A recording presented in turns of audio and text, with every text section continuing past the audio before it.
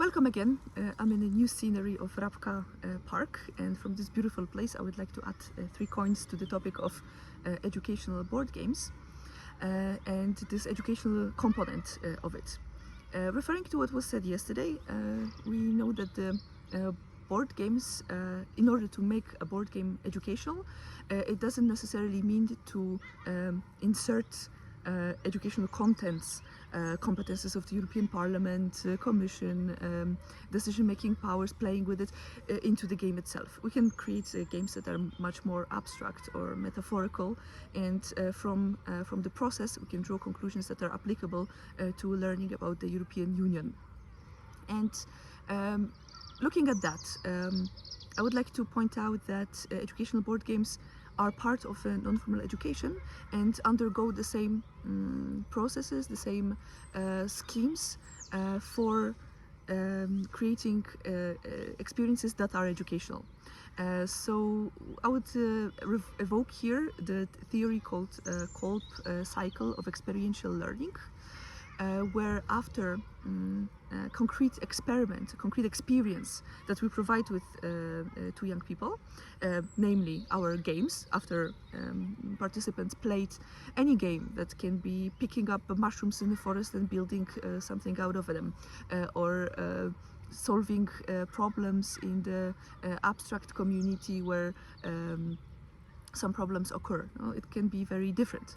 So after this experience that doesn't have to literally refer to the European Union, we have a moment of reflection, and this is the moment where the European Union should come up at any of the points of the cycle. And the first point of the cycle after the experience is reflective observation. We provide participants with the space to share what happened in the game, to name it, to put the concrete terms into it, like making alliances, decision-making process, communicating, or the fact that the game reflected a political system of the EU or any institution or anything else, no? Depending on what is the game design. And this is the moment to start departing from the activities in the game itself and getting closer to useful knowledge and contents connected with European Union. Second stage after that is abstract conceptualization. So this is the moment where participants transform their observations into something useful, into something, into the new learning contents that comes from the experience and beyond, and from the reflection. Reflection is also part of learning.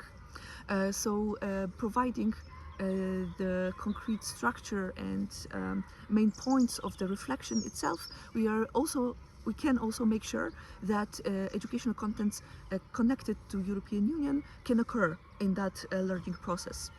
And when conceptualizing the observations from the game, we can point out that those are the mechanics that usually occur in negotiations between the countries, or this is the common strategies of the countries to make common decisions, or this is the way how voting can look like, or this is the main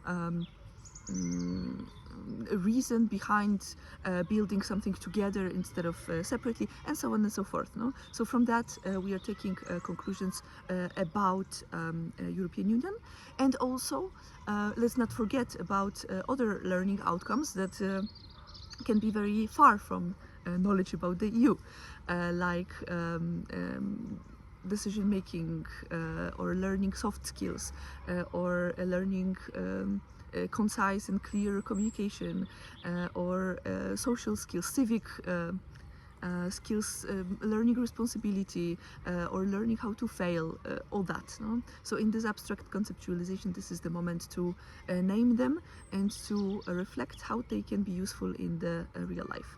And the last stage is real life, is the active experimentation, where people can use what they have learned in different fields, in their life, in their further education, in their civic activeness.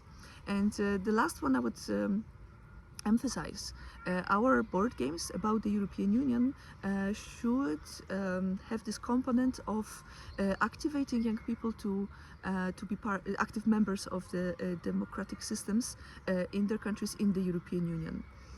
So this moment of reflection, this cold cycle moments are essential in edu board game designs, and can provide, and this can be the only moment even to insert European Union besides the games. And that's one of the options, no? So please consider it, and don't limit yourself when brainstorming about educational board games into the EU topics per se. You can mirror them, you can play with them, and present them as an experience that doesn't touch names, terminology of the European Union per se. So get crazy, get creative, good luck.